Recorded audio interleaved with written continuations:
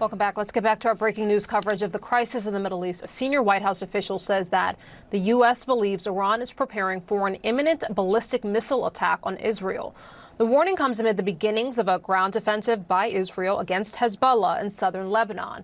And it marks what Israel's security cabinet calls the next phase of its war with the Iran-backed militant group.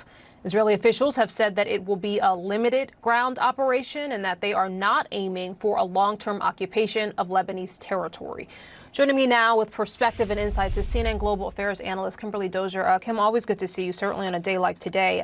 Walk me through just your top-line reaction to this. I mean, is there a bit of this could have been expected or this should have been expected? And the reason why I ask is because for months now, we have talked about on this very network, perhaps you and I have even talked about, what was Iran going to do? What was the likely response? And so I wonder now that we are in this moment with the very threat upon us, was this expected?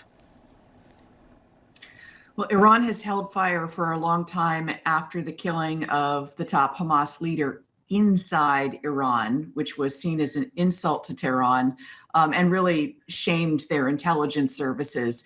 But this time, Israel has also taken out Hassan Nasrallah of Hezbollah, a key proxy fighter network for Iran to show that its will in the Middle East.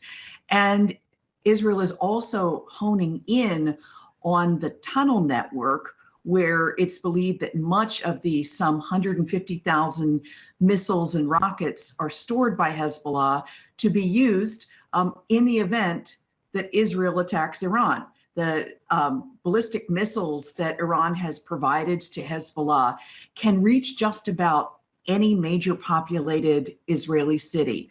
And Israel has known about them for quite some time and briefed reporters like me about them. And we always anticipated that at some point Israel would feel the need to go in and clean this area up. Here's the problem. The last time Iran responded, the fire just came from Iran towards Israel, and it was aimed at military facilities, government buildings. There was also enough time with the launches to give at least 10 minutes, if not several hours of warning for Israel and the various allies supporting it to clock where the munitions were coming from and plot how to take them out of the sky. This time, what could be different is if Hezbollah also fires some of its missiles much closer, much shorter amount of time to reach Israeli populated areas. So that's what I'm watching and am worried about right now. And unlike the last time, unlike April, talk to me about the possibility that some of these, if in fact we do see these missiles targeted toward Israel, that some of these could hit civilian populations, not necessarily just military targets. Yeah, well, from Hezbollah's perspective and Iran's perspective, they've spent years since Israel's incursion in 2006 digging these hundreds of miles of tunnels in that southern Lebanon area and storing all of these munitions. And now if Israel gets to them and destroys them, Iran loses its strategic weapon, Hezbollah loses a way to respond. So there is a possibility that they might decide now is the time to use some of them and fire them at, even if you try to hit government areas like Israel's Pentagon, it's in the center of Tel Aviv, and it's surrounded, not close, but near enough. There are high Tel Aviv apartment buildings that could be hit in the crossfire. They could aim at someplace like Dimona, where Israel's nuclear reactor is. They could also choose to hit, say, in the heart of Haifa, which is a northern city.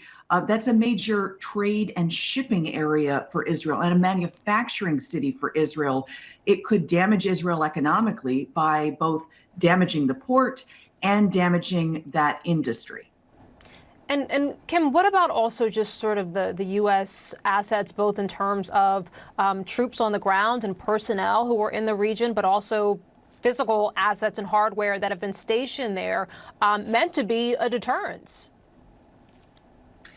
Yeah, well, the U.S. at this point has brought a lot of weaponry into the region, into the Gulf, air power, some large naval assets from which jets could be launched. So that will help defend both U.S. assets and Israel. But they've also got a number of troops in areas of vulnerability. In Syria, you have small numbers of troops still trying to prosecute the fight against ISIS. And any base inside Iraq, for instance, could be threatened and has in the past been threatened by attacks from pro-Iranian militants who are part of the quote unquote axis of resistance and have already demonstrated over the killing of Hassan Nasrallah and are just waiting to be told what to fire their weapons at. Kimberly, I want to read for you something. This is CNN reporting, according to an Israeli source, that intense diplomacy is happening behind the scenes. What is the best that intense diplomacy could bring about at this very moment? As I talked to Nick Robertson, who is on the ground there in northern Israel, Israel's not banking on intense diplomacy at this moment. So what is sort of the best outcome in this moment? I think intense diplomacy could possibly convince Iran to redo its spring attack and not aim for major populated or industrial areas and not ask Hezbollah to also fire weapons. So to not make it a two-front attack. So if they still choose to do another sort of symbolic attack, which gives Israel and allies a chance to respond before anything major gets hit, destroyed, or there are any major casualties, that would be a win-win. But you're not going to see some sort of ceasefire by Israel at the border because they are just starting in this operation of rooting out what they see as basically a knife held at their throat in terms of all this dug-in weaponry and manpower. I think it's going to be weeks or months before they can be convinced to stop that operation, if they can be convinced at all, because now that they've gotten a chance to get in and map out that network and dismantle it, that they didn't stop in Gaza, I really don't see what's going to stop them in southern Lebanon. Yeah, certainly a lot of questions. Kimberly Dozier in Washington, thank you. And still ahead.